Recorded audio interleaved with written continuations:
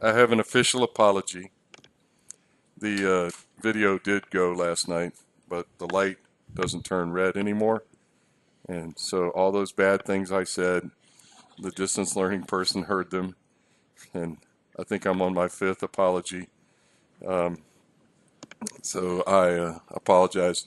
They did point out that having me apologize probably means tonight won't be recorded, but nonetheless, we still have the backup videos. So my apologies. Yes. Can I ask a question about relative permeability from last I mean, not from the capillary pressure last class? So, if you have a core which has, say, one large pore in the middle and surrounded by a bunch of small pore throats, right? So the idea was when you start flooding your core, the large pores can fill first, right? Except that one's in the middle. Except that was the middle. So what would happen in that case is it would not pore fill up when all the small pores. It's the largest pore that's in contact with the face, right? It's the largest pore that's in contact with the face. Right. Shake the door so he can get in. Just stand in front of it, Juan. So, Yeah. so when you actually analyze the pore size distribution for that, it would look like there were more. I honestly don't know what would happen there. Theoretically, I guess when it hits that particular pore at a certain pressure, you'd see and that's actually how. Unfortunately, I'm afraid if I use the pen, something really bad's going to happen. But based on what you're describing, the capillary pressure curve will probably look like this, and then it's going to take a whole bunch, right? And I'm trying to think, there won't be any pressure change, so it'll probably do something like horizontal and then go back up. Right. So wouldn't you think that there was a lot of small pores in that core? Generally speaking, you don't see that. What you generally see is something that looks like this. Sorry. Damn it. And then as it comes up over here, it switches and does like that. And that's not a very good drawing, but that's thought to be fractures, or it's thought to be the rock fracturing whenever you have enough mercury in there. In theory, the rock is in equilibrium because the pressure is the same everywhere, right, around it. But they also think that when you get up into these micromeretics mercury injection devices can go to 100,000 psi, which is how many bars? A lot. I guess 7,000 bar, something like that. And you'll often see this funny looking tail, and they think that's what's happened is inside you've broken the grains or the connections. They think you fractured the rock. It, in your definition, yes, but I would prefer to think that what you've done is you've broken the grain-to-grain contacts or the cement interface. But what you just described, you would just take a lot of mercury with no increase in pressure, and then it would pick back up. I've never seen anything like that. I mean, I guess you could create a synthetic piece of rock which you put some sort of a dissolvable bubble in, you know, because they use Pyrex and other materials, sintered metals and that sort of thing. You know, that's a good question. I'm sure that's been experimented, but just sort of spitballing or, you know, talking with the hands, it's just going to, when it hits that, it's going to take a bunch of mercury. No, we're talking about the largest pore that's accessible. Okay. Mm-hmm. So tonight we talk about relative permeability, and again, we revisit our old friends Purcell and Berdeen, and they derived this back in the late 40s, early 50s, and I think that's literally true. I think it was 48 to 52 or something like that. And then actually they did not have these terms. I think Wiley put these terms in it, and all the references are in the notes, but the derivation of these goes along the same lines as we talked about with a bundle of tubes. The nice thing about this is the absolute permeability in the denominator and the effective permeability in the numerator. And what does that tell you? Well, that means all the other things factor out. All the other sort of non-essential, or, you know, the parameters you might not know, like interfacial tension or those fudge factors we talked about, or even units factors. But again, this is a calculation, and it does assume that there's a bundle of tubes that has a representation with a capillary pressure profile that could be used to calculate relative permeability. There are other methods. Okay, everybody take a deep breath. There are other methods besides Purcell and Berdeen. There are these lattice methods. A guy by the name of Fatt, F-A-T-T, did a whole bunch of work on lattice methods in the 50s, and it was essentially a parallel concept to the work of bundle of tubes. As you know, right now there's a lot of work being done with Boltzmann lattice configurations, and sort of the same sort of thing. They would be looking for some sort of configuration where you may not have all the tubes or the lattices filled at the same time, which would represent some sort of level of heterogeneity, I guess. When we take the Brooks-Corey capillary pressure equation, which is power law, and we insert it in here, and we complete the integration, and that is given in the notes, that reduces to this. And these equations are very straightforward. They say that all you have to know is the intercept relative permeability to water, the intercept non-wetting phase relative permeability, and some saturation function with the lambda parameter. So if I were sitting where you are, I'd say I don't ever have to run a relative permeability experiment. I can just use these equations. But where do you get the lambda value? Where's your start? Sorry? And I had so much hope for you. History matching what? You're going to history match the production performance and you're going to estimate lambda from that. Okay, so you're going to let the data tell you what the model parameters should be. Yeah, that really makes me nervous, but I see your point. I literally do understand your message, and that is what he's saying, class, is that you'll match the performance data with a reservoir simulator by varying the lambda parameter and the KRW sub O or super O and the KRN super O, and that's how you would estimate the relative permeability for a given field performance. And I guess because that's common practice, I'm okay with it. But I was really asking, how would you estimate lambda not doing that? You would have to have a capillary pressure experiment. Okay. A better question, and this is the one where Mr. Leo is going to win, is how do you estimate KRW and KRN super zero? That's going to be a history matching parameter. Or the text by Standing, which is included in the notes, explains how he correlated that with, I believe, with irreducible saturation. So he actually ran or gathered a bunch of data with endpoint relative permeability values and correlated it with different properties. And I think it was porosity and saturation, if I remember correctly. So that would be another approach. We're really not supposed to be focused on this just yet. Okay, what affects relative permeability? This is now 67 years old, okay? And this is exactly as true today as it was 67 years ago. These guys did a very nice job. Chemical engineers, Mr. Ravi Kumar, Mr. Baig, where are you? Okay.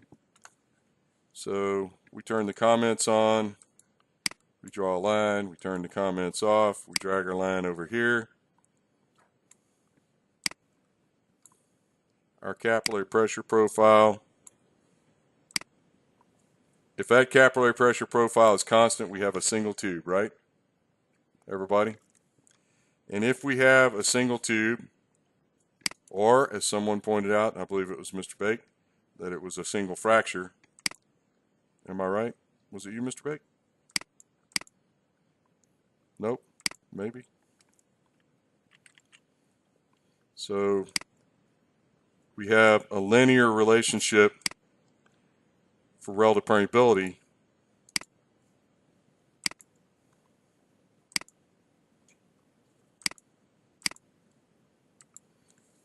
if we have uniform tubes. So what does this tell you? Okay. let's say we're flowing water and oil in a single pipe, the proportional velocity of water and oil is going to be exactly proportional to the cross-sectional area of water and the cross-sectional area of oil, which in this labeling would be saturation, right? So that makes sense. What if we have a fracture, class? Is it a big jump to go from a tube that looks like this to a very narrow slit that looks like this? No. This is why people think that fractures have linear relative permeabilities. Okay? Do they? We don't know. We don't know. Now, math ladies, what we're saying is theoretically, if we have a pure tube and a pure, very, very narrow slit, they would have the same kind of capillary pressure behavior, hence the same kind of relative permeability behavior. So the proportion of fluids flowing would be proportional to how much is there, which is saturation. All right, everybody ready? We're going to throw all that out the window. Now we're going to have a mix of tubes. And when we have a mix of tubes, we have to have a curve. So our capillary pressure curve probably looks more like this, like I'm going to draw it, but we'll be okay with that. Hey, is there anything happening in the world today? I was completely bombarded with work and emails and that sort of thing today. Mostly emails with Mr. Ravi Kumar, because he can't seem to follow directions.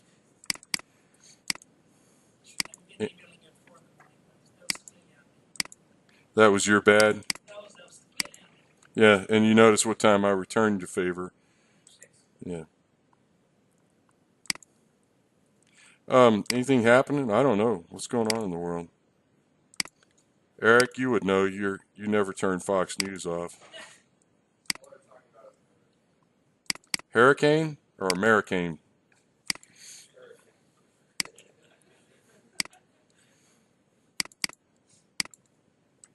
We already had our hurricane. Okay. So the capillary pressure profile starts out at some displacement pressure, has some curvature, and eventually it has to go like this. Now the way he's drawn it is that it goes to zero, but it can't go to zero because this little tiny thing right there is never going to completely unload, right? And there's probably another one over here, and then there's this one here, and this one here.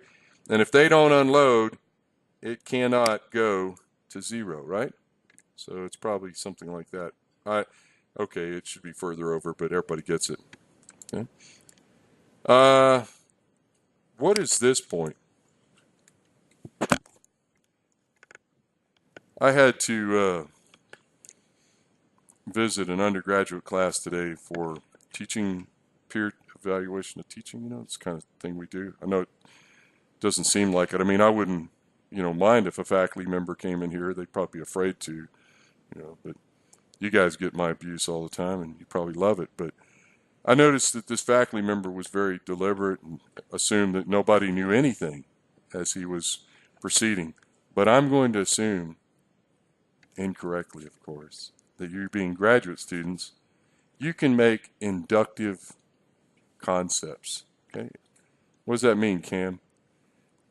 It means I'm going to ask you something you don't know, and you better think about it on the fly and figure it out. What does that crossover point mean? Miss Jen? No Hobbly English? Mr. Desai? I wish he had never learned my name. Anybody in the back? Ricardo, you thought you were going to hide back there, buddy. As a physicist, what does it mean? We talked about the GOK theorem, huh? Do you remember the GOK theorem? God only knows. Okay, we'll skip you. Juan? No, but what does that cross point mean? You can say nothing. Mr. Aldana?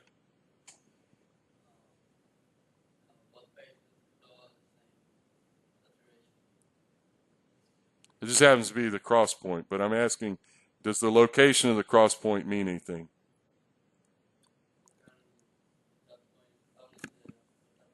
Okay, very good. Very good. I knew if I called on you, you would have an opinion. This is the one time you'll be right, sort of. What's the rule of thumb? Wrong. The rule of thumb is that it was not illegal for a man to beat his wife as long as the stick was less than the diameter of the thumb, right? That's a politically incorrect thing to say in class, but I saw it on TV the other night and thought I would mention it because somebody said the rule of thumb is this, and the woman knocked him out and said, "There's your rule of thumb." So the conventional thought, we won't say rule of thumb ever again, is that if it's greater than 50%, then it's water wet. If it's less than 50%, then it's oil wet. What's the most important two-word question in the English language? Sorry? Exactly. So what? So what? Mr. Aldana?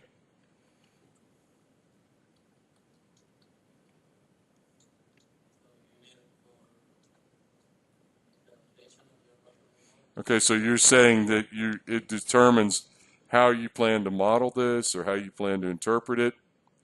Does wettability really matter to the production and reservoir engineer? It matters to the petrophysicist because you're going to specify what kind of relative permeability or capillary pressure curve people can use, right? By the way, I got this completely wrong. I can't believe I did this. Oh, jeez. This is not the cross point between capillary pressure and relative permeability. It's a cross point between. Yeah, I know. Sorry. It's one of them days, guys. Here, I'll fix it. Mr. Aldana, what do you want it to be? Oil wet or water wet? Oil wet?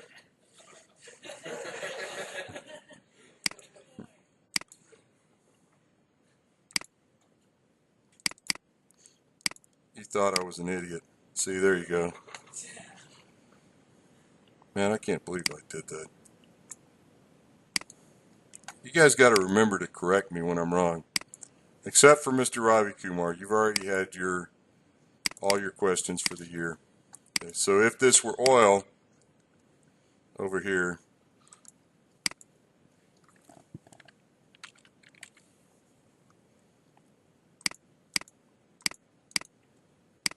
man, I wish I could reset the default on this. I bet I can.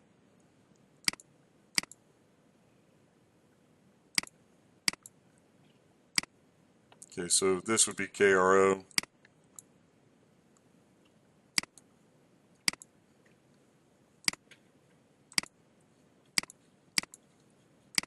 Okay. Okay, it's got to be green. I get it. Jeez.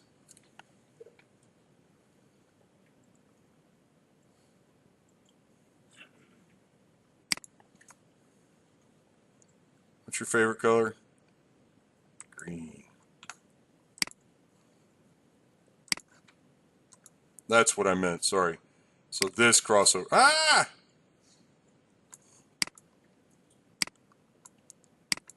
This is not my day. This crossover point. If it's less than 50%, then it's supposedly oil wet. And if it's greater than 50%, then supposedly it's water wet. Okay. Man, I feel like a complete idiot now. Okay. So the distributions of tubes, they govern both the capillary pressure and the relative permeability distributions. And again, this was 67 years ago. Unfortunately, I did not finish the lecture update, but I put all ALL of the relative permeability and capillary pressure curves in there, and I was going to go through those with you. So you dodged a bullet. Okay, let me really quickly pretend like I'm teaching an undergraduate class. This is relative permeability to water. This scale would be relative permeability to oil, and this is capillary pressure over here. And this crossover point would be an indicator of wettability. Okay. Do you really believe in oil wet rocks? You do? You're a believer. Yesterday, my graduate student told me that the problem with human beings is belief. Do you agree with that? No? Anybody else? Gabe? I told him the problem with human beings was selfishness, and he had to go think about that. But do you really believe this? What kind of rocks would be oil wet? Could sandstones be oil wet? Unlikely. Unlikely. Just say unlikely. Name a sandstone that's oil wet.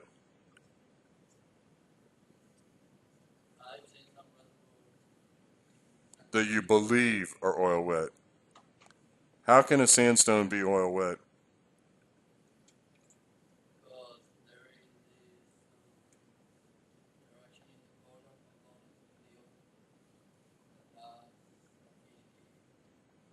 More affinity than water.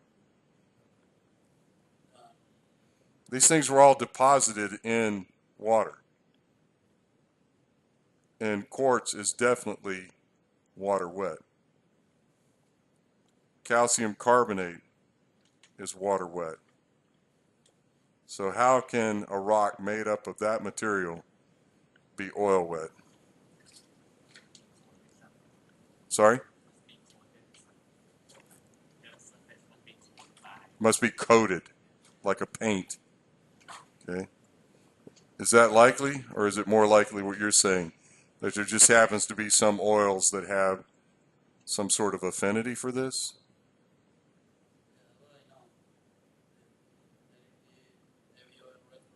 Okay, heavy oil. So how long has that oil been in contact with that grain? Heavy oil reservoirs are usually unconsolidated as well, right? Okay. I'll give you that. I'll give you both that. Okay. But what kind of reservoirs are likely to be oil wet? Anybody? Sorry? Okay, where are we? All right. What kind of carbonate? Okay, very good. And why? I know you've seen it, so now you're saying it. Most West Texas carbonates are thought to be intermediate wet, not fully oil wet. But it is because the oil was generated in nearby rocks that are in contact with the dolomites, and they believe that's why they're oil wet or intermediate wet. Okay. Are shales oil wet? Oh, I got your attention now. Is Carrageen oil wet? It has to be. Why? Because it's what made the oil. Okay. Okay. This is a good little quiz, good little discussion. Does anybody have anything to add? And feel free to correct me if I've made a mistake. So there is a bar between being hydrophobic. Is there Hydrophobic. oil wet? Yes. There are dolomites that are oil wet. There are shales that are thought to be oil wet, or at least intermediate wet. Intermediate wet. Now, Mr. Aldana, what would intermediate wet mean in a practical standpoint, or what would oil wet mean in a practical standpoint? It's going to be very difficult to perform EOR, right? Very difficult. If the oil likes the rock, it doesn't want to leave. Okay. Now we've moved from discussions of capillary pressure to wettability.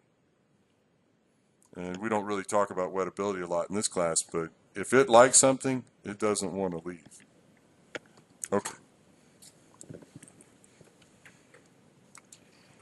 These are some of Gates and Templar Leitz's examples, and as I mentioned, I put a lot more in here. Air permeability is the non-wetting phase. Kerosene permeability is the wetting phase, and here's the capillary pressure curve. Now, when you see a capillary pressure curve that looks like this, what's the first thing that you think of? That was a lot of talking. Somebody speak loudly. Sorry? Well sorted. And high permeability. Anybody else? What's a good color for air? Black.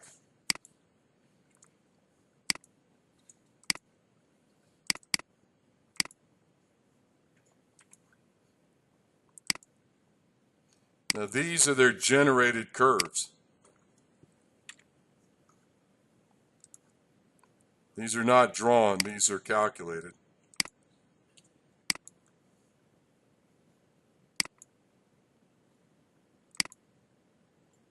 What's a good color for oil, class? The other day I saw somebody had a graph where all the colors were reversed. Yep. Nope, just somebody wasn't paying attention. Does color really matter? No, but if you're presenting to a bunch of people who don't want to be there, I think you probably don't want to confuse them with something like that. Okay. So again, the experimental points are given by the data points, and the calculated curves are given by the integrals for which we described earlier. They're variations of that. Okay. So these are high permeability samples. What's the permeability up there? 1370 millidarcies. Is that high? Yeah, that's real high. What's the other one? 585 millidarcies. You know, guys, I confess, I've probably looked at Darcy level reservoirs 5 times in my career. I probably looked at 100 millidarcy and above reservoirs, let's be generous, 50 times. 0.1, a few hundred. Once you start going down after that, the numbers skyrocket. I don't see things like this very often. And when I see this, I think easy, very predictable. And that's exactly what we're seeing here. Now they made 2 runs on this case. What happened?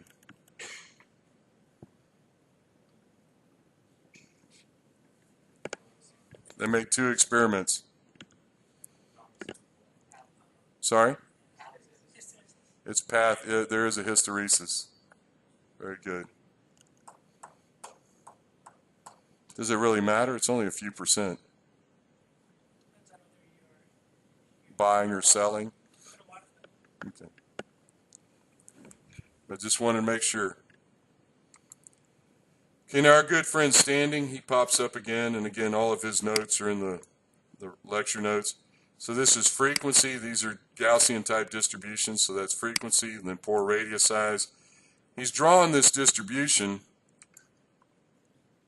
slightly skewed. Come on.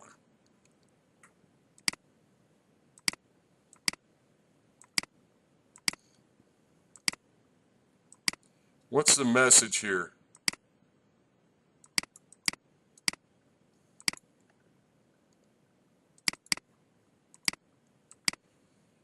What's the message? Where's the water?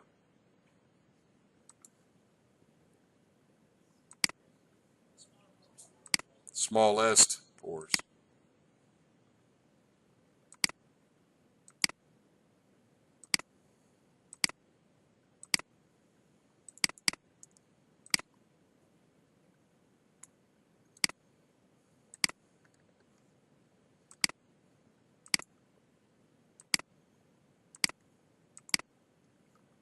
I thought it would fill it in.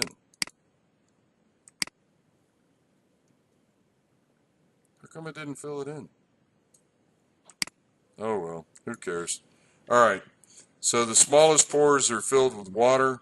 The largest pores are filled with oil, obviously because water is the wetting phase. What if we reverse this, Mr. Aldana? If you said it was oil wet, then the oil will never come out of these small pores. Okay? And I won't bore you with this, but the next one, there's water that cannot be moved.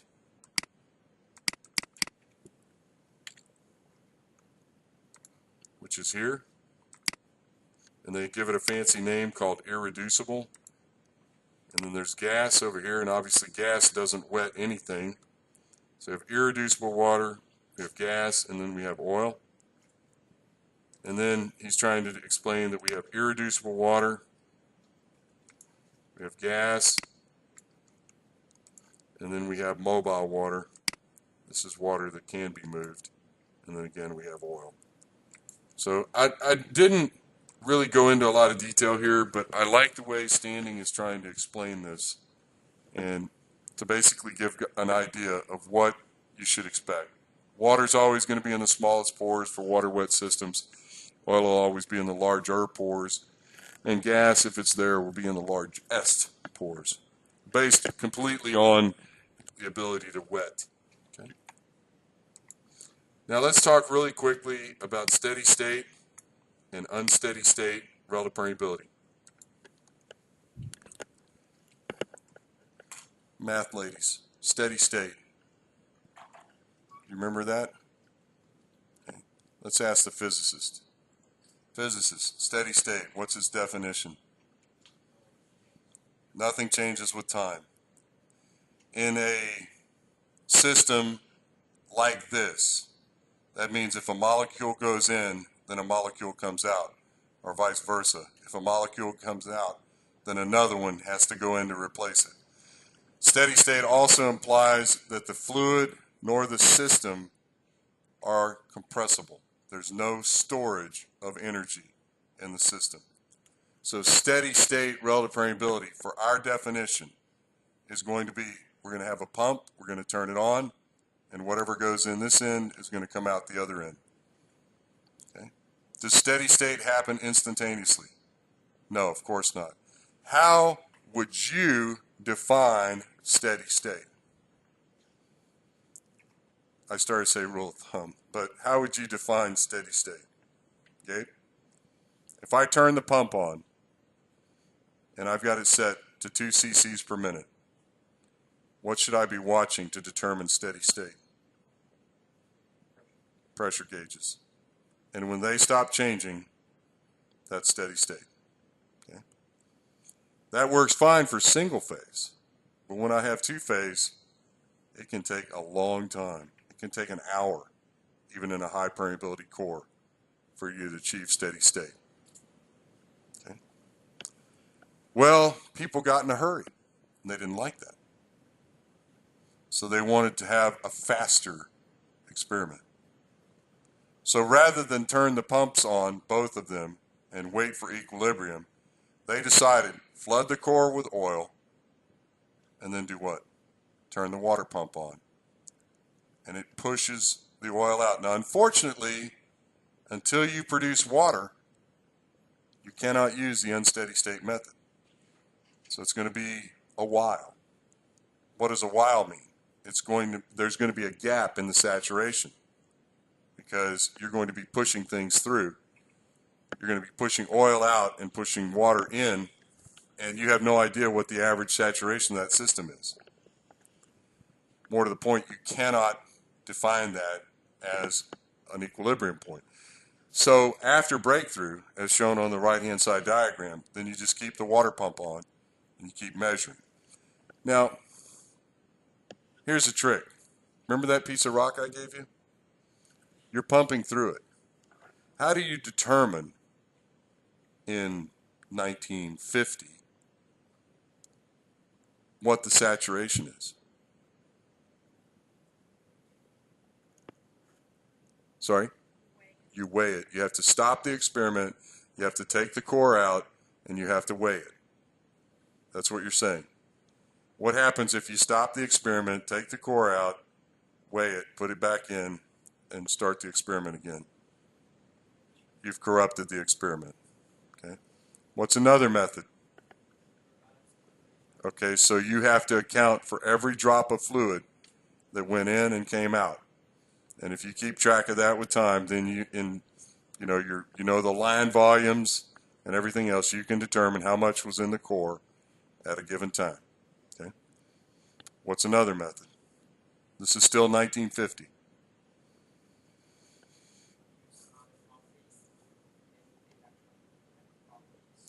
The resistivity, just like Archie, right?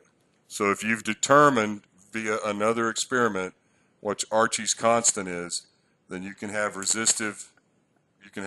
conductive plates with a resistivity meter.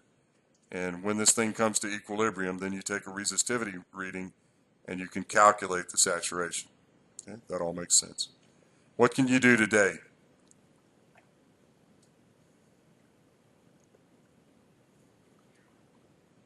You can do NMR, you can do CAT scan. Okay. Anything else?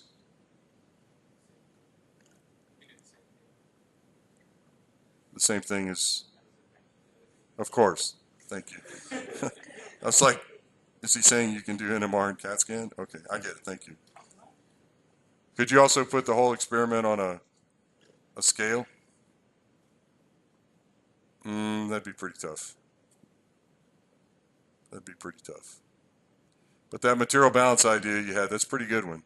And that weighing idea you had, that's a pretty good one. But you're going to have to be really careful. Okay? Really careful. All right, so let's pretend that we're doing the steady state experiment. The first thing we do is flood the core with 100% water. Why? What does that give us? That gives us the absolute permeability. K absolute. Okay? And then what do? We flood the core with oil until no more water is produced. And that gives us the endpoint effective permeability. Okay? And then we still have the oil pump on, but then we turn the water pump on. And we continue to monitor. And as you can see, you track how much water you produce, how much oil you produce, and you can calculate the saturations. The oil pump's still on, the water rate is increased, a little more. The oil pump's still on, water rate's increased even more, still more. And then finally, you turn the oil pump off and you flood until you produce no more oil. And when you do that, that is your effective permeability at residual oil saturation. Now, the reason I keep saying effective is because they haven't been divided by absolute, but we could do that. Any questions about this? Very straightforward. Mr. Aldana, your body language says you'd rather be up front explaining this. You're okay? You believe this? You could do this in your sleep. Have you run relative permeability experiments? Are they difficult? And they're a pain. Because anything goes wrong. The electricity goes out, the whatever. You get a leak, everything's a pain. So you would almost do anything besides run a relative permeability experiment. And how long is long? Days, weeks, months. Yeah. Yes, sir.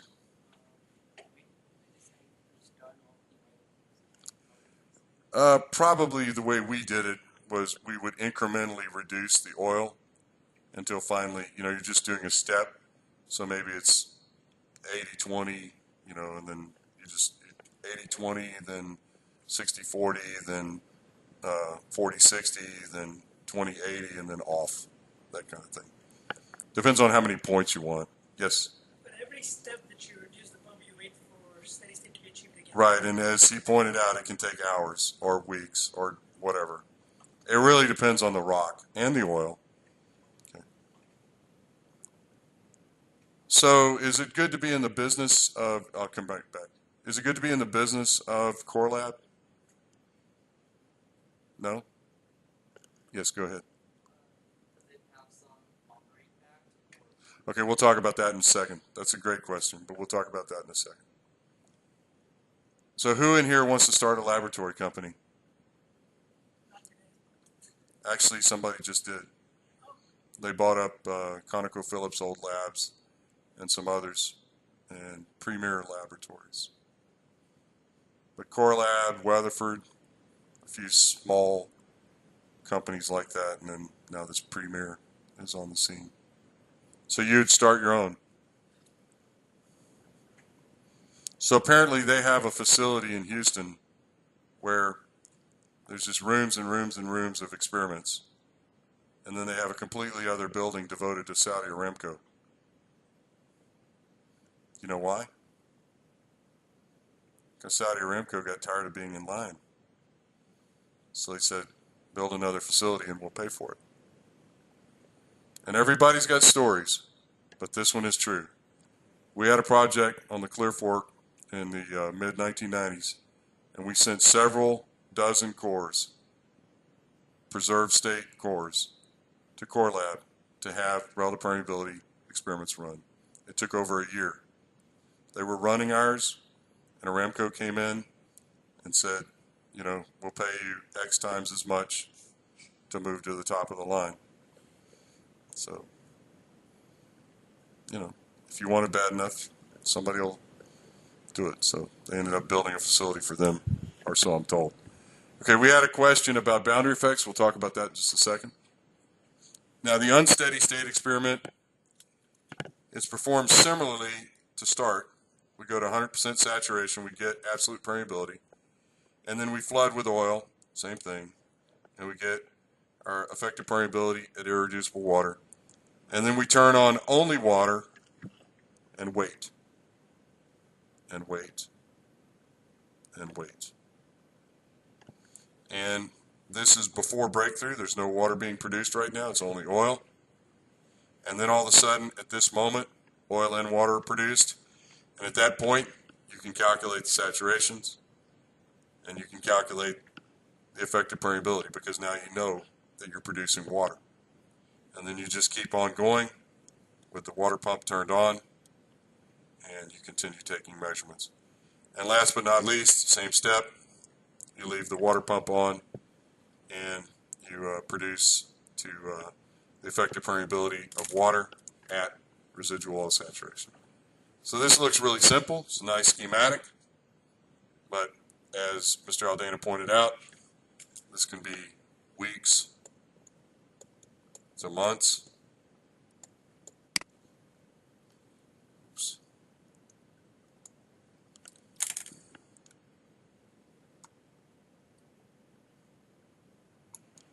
And hopefully this is days to weeks,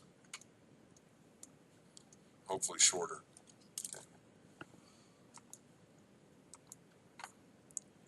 Now, let's talk about what Mr. Liu wanted to talk about. Richardson, Werner, Hafford, and Osaba. What year? 1951.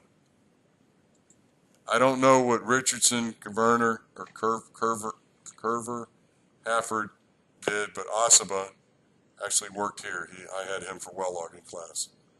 He was a physicist, just like you, Ricardo, and he had been working on the radar lab at MIT. Of course, after the war ended, he didn't have a job, so he went to work.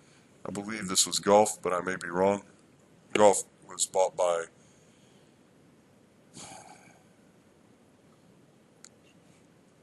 Texaco or Chevron. I think it was Texaco too, and then Chevron bought Texaco, of course. So what happens is you're looking at a distribution at the outflow face that's zero distance, and you have these different measurements of saturation at each of those locations. So as you go to the interior of the core, you have these saturation profiles. And they've said this is a theoretical saturation gradient. I assume they came up with this by capillary pressure, but I'm not sure. What is the saturation by capillarity? What is the saturation at the outflow face?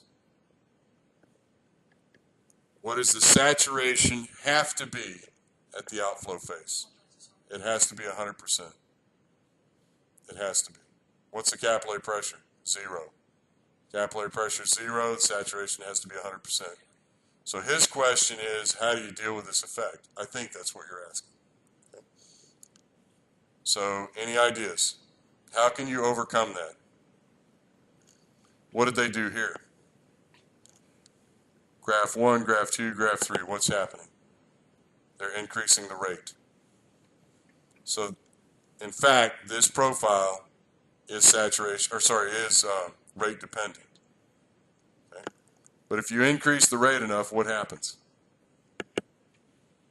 You overcome that boundary effect.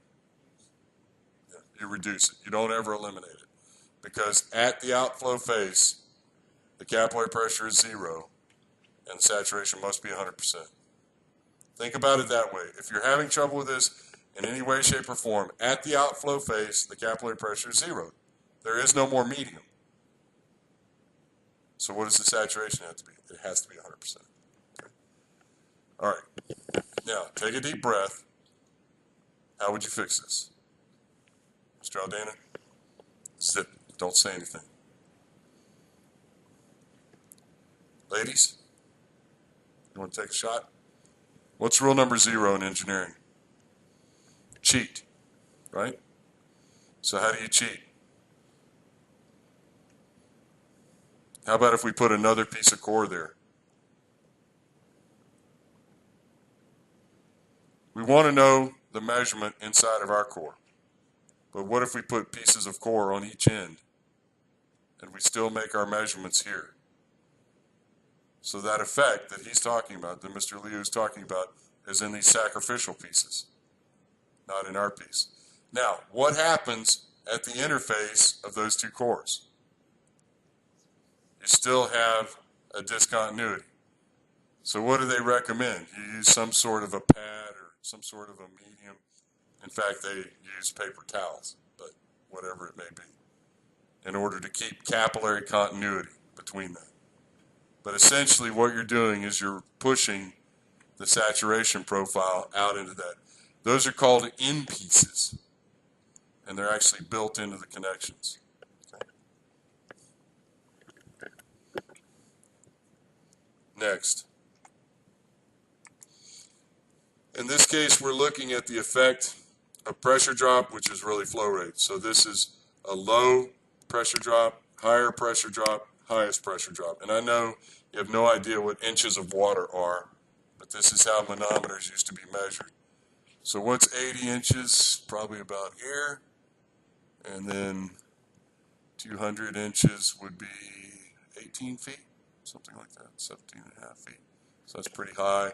And then 350 inches is almost 30 feet. Okay? So that's the pressure imposed on these samples. And again, they are high permeability samples. It's Berea, so it's probably somewhere between 100 and 200 millidarcies, could be higher. So is there an effective flow rate? Looking at the symbols, no. Are relative permeabilities rate dependent? Yes, no, or maybe. Remember we talked about beliefs. Beliefs. Beliefs. What do we believe? We believe that they are not rate dependent, they are not viscosity dependent, they are not dependent upon the size of the sample. Correct? We believe those things. We've been taught those things. Step back. Are they rate dependent? There's a possibility, especially if there are compositional effects in the fluid, but that's cheating. I'm talking about just simple fluids, oil and water. Are they rate dependent? They should not be. Are they viscosity dependent? Again, we're not talking about compositional fluids, we're talking about simple oil and water. They should not be. What about the size of the core? Okay. What does this tell us? What's 2.3 centimeters? Approximately an inch or a little bit less. 4.75 is a little bit less than 2. 7.23 is a little bit less than 3, right? So something like that, something like that, something like that. All right? Is there an effect? Here it says there is. Here it says there isn't. Okay. Now, very quickly, there's 6 different methods here. CAM, your old Penn State method, and then these other 5. Okay, and then another group of methods, and another group of methods, and they're all performed on different size samples. This one's 114 millidarcies Berea, as I mentioned. This is approximately a little bit less than 2 inches. This is a little bit less than 1 inch. 120 millidarcy, and then our 7.23. So this is different, slightly different samples, very similar permeabilities, different lengths, and different methods. Different methods. So they're actually different methods of determining relative permeability. So length effects are generally assumed to be minor. There are some, but they're assumed to be minor. Okay. Now let's talk about viscosity ratios. And I apologize. I looked and I looked and I looked and I looked and I looked in the literature, and this is all I could ever find. So if you can find another case where somebody's run viscosity ratio experiments, please tell me and it'll go in the notes. But according to the work that Keelan put into the core analysis book, there's no effective viscosity, which makes sense.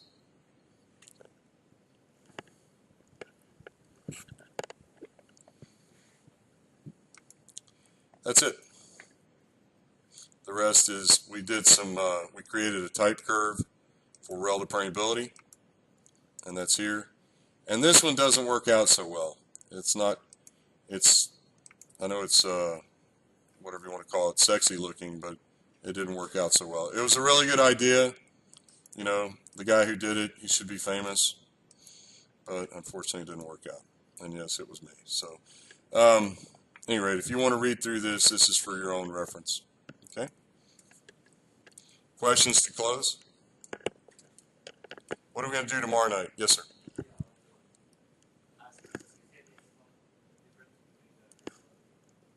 Right.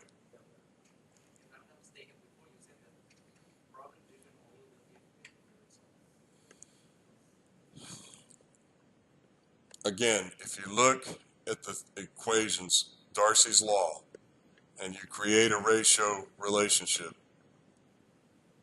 viscosity should not affect that if you look at Darcy's law.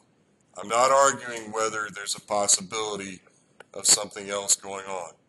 And I don't want to say this the way it's going to sound, but Darcy's law, the way you use it, or the way we use it, assumes what kind of fluids? Newtonian fluids.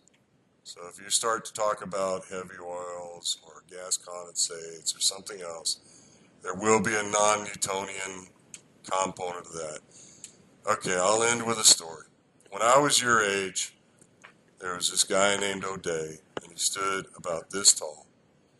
And he walked up to the microphone, and somebody from the UK had presented a paper on velocity-dependent relative permeability. And he had to move the microphone down, you know, making noise and everything. Then turns it down, and he goes, every night, he was from Lebanon, I go to bed and I pray to my God that you're wrong. And then he turned and he went and sat down. And also, when I was your age, I sat down in a meeting next to this old man, and he was asleep. And whenever the speaker ended, I tapped him on the shoulder and I said, hey, you know, session's over. It was cats. I had no idea. I was like, this guy's a god, and he's asleep in the audience. Okay, that's enough for tonight. So tomorrow night we talk about electrical properties, and then next week you guys have math. It looks like you're going to have math all week, and then I'll come back and double up the following week to take care of the lecture. I could not get a return flight to College Station, could not get a return flight that would get me to College Station by class time, so my apologies. So you'll have math all next week with Alex, and then and please come. You know, I mean, that'd be respectful and nice. Hell, you paid for it, so you might as well. And we do feed you, so what else? That's about it. Everybody doing well? Feeling good? Everybody healthy? No. Mentally or physically? Both. Yes, Mr. Ravi Kumar. I am always available for your questions. As long as you wear your Hello Kidney T-shirt. But actually, I know those. I can get you one. No, no, don't do that. I appreciate it. I'll have to show you my laptop case. It's not Hello Kidney, it's Hello Kitty. Oh, In all the terrible places I go in the world, they treat you a lot better whenever you put your Hello Kitty laptop case down. They know you're not a bad guy. Yes, your question? I was wondering if you've been talking about the gas occupying the largest parts and carriage being all of it, or gas when carriage in open water. No, gas not going to wet anything. I don't think so. That's a good question, but I think it'd be relatively minor. Mr. Aldana, I don't see how. Liquids are always going to be more favorable. I mean, like I said, there was that Mavco paper on modeling fluid flow and carriaging, but I don't see how gas would ever be. I don't know. I mean, you could probably twist the Rel Perms, like Mr. Leo was saying, to make it do that, but I don't think I would. It doesn't seem physically consistent. And again, we're jumping back to beliefs, which is a mistake. And again, the reason we cover all this is that whenever you're sitting in a meeting and somebody decides to invent, new physics for how the stuff flows or how this or that happens, you don't have to humiliate them, but at least you'll have some familiarity with talking to them afterwards and saying, maybe this isn't right. I was in a meeting recently where people thought maybe we should stop injecting sand again. And I say again because we tried this in the late 80s and early 90s, and it seemed like a good idea because sand's expensive, but it turns out that it was not a very good idea. And I don't think we should do that. So it's amazing how many ideas just sort of get regurgitated, and that's a fancy word for coming back. Okay, any other questions or comments? Mr. Bake, you doing well? You're in charge of the candy bucket. Make sure it makes it back to my possession. By the way, in case of carriaging, it can be wet with gas. You think so? But on your surface, technically, we can say it is a liquid gas. If it's supercritical, yeah. I would say that's true. But I don't think gas as gas, I don't think anything's going to be preferentially wet to gas in the presence of other liquids.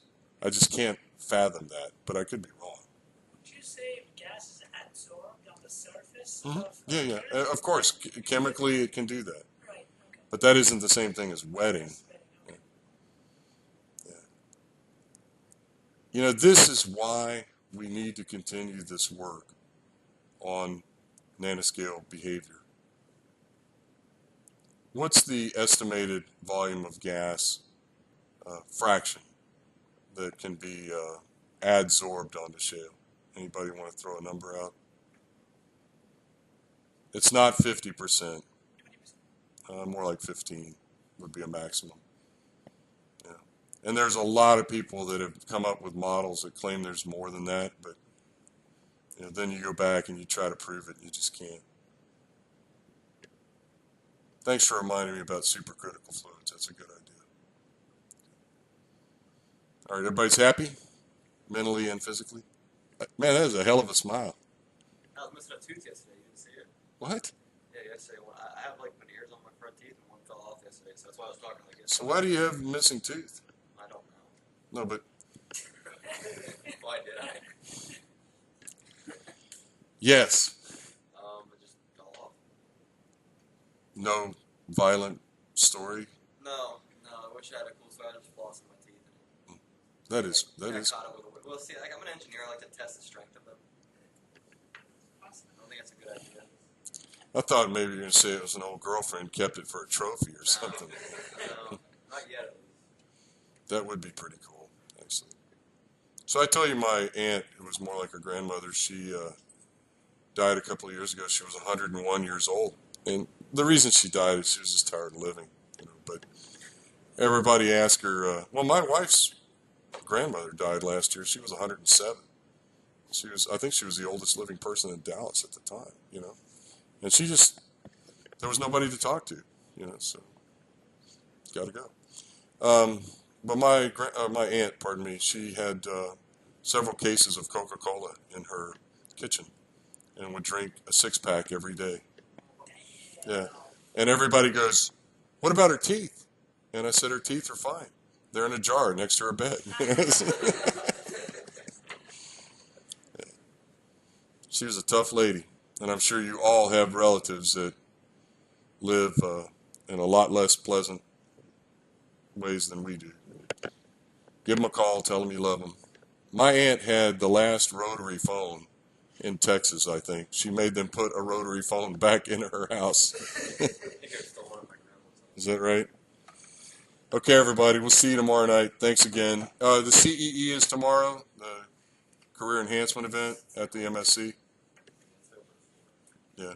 No, but I'm saying try to go if you can. I know the likelihood of getting a job out of it's pretty small, but if you don't go, the likelihood is 0. So. And like I told the guys from Concho tonight, because there are tons of jobs in Midland, if you want one, you're going to have to go get it. It's not going to come to College Station and get you. So, end of lecture.